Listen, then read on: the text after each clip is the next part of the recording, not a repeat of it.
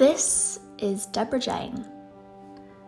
Beneath the pictures of the gorgeous woman you're looking at, the blonde hair that smelt of the Body Shop, the eyes that translated my thoughts without me even having to say one word, and beneath the infectious smile that made my heart swell with love, lied the bravest soul I've ever met with a fierce spirit to match it. This is the woman who taught me not only how to tie my shoelaces or how to read a book, she lent me her heart and showed me how to lead with mine. She showered me with the loveliest hugs and the softest forehead kisses, and she taught me how to love. She was a woman who I was lucky enough to call Mum, and I'd like to bring the magic of my mum, Deborah Jane, alive for you today. On the 9th of December 1995, a cold but beautifully sunny winter's day, Deborah Jane became a mother to her first child, Elle Jane, who she lovingly called Elle. A beautiful bond was created the moment they set eyes on each other, and they immediately knew they were supposed to be together in this world.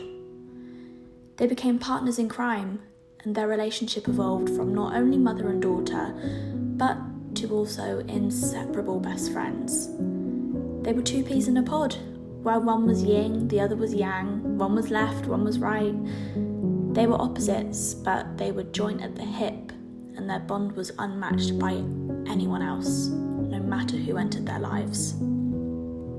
That is, of course, until two peas in a pod became three, and Deb became a mother for the second time, and Ellie a big sister, to the mutual light in their lives, Katie. They decided their girl gang was complete, and together the three of them were going to conquer the world. They did everything together, and as they all grew older, the tests and trials of life only made them stronger.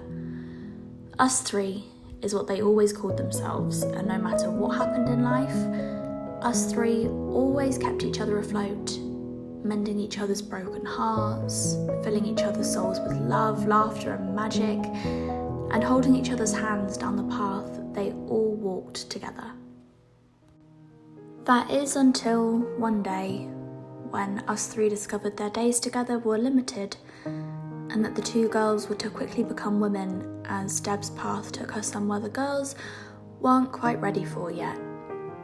Being 18 and 15, the girls were scared, as they never ever had imagined their time being cut unfairly short with their mum. But as Deborah Jane had done such a tremendous job at raising them, they knew they could make their mum proud, so they were brave, and they made the most of every day together, and us three they remained. A few years passed by, and despite their individual heartbreaks and fears of the future, the girl gang stuck together as they always did, trying their hardest to make memories that would last a lifetime, enjoying lots of trips to the garden centre, going out for lunch, going shopping, and to the beach. Deborah Jane's illness couldn't stop us three from flourishing, and although every special moment was bittersweet, they became even closer than they had ever been before. 5.5 years passed by, and time started to run out. As Deborah Jane graciously walked to the end of her path, she held her head high and assured the girls that she would be okay. She told them she was going to a lovely warm beach somewhere, and dance about on the legs that wouldn't let her walk in this lifetime. She would explore all of her favourite novels that her eyes wouldn't let her read in this lifetime, and that she would wait for them there, with a big cup of tea and a nice chocolate flapjack to sweep them up in one of her lovely hugs when it was their time to join her. Once again, for the final time in their lives, Ellie and Katie were in awe of the brave, beautiful woman they were lucky enough to call their mum. They held her hand and shed their tears, certainly for sadness of missing the path they walked where Deb was right by their side, but they also shed tears of happiness, feeling so lucky to have been loved by the most amazing woman they had ever met.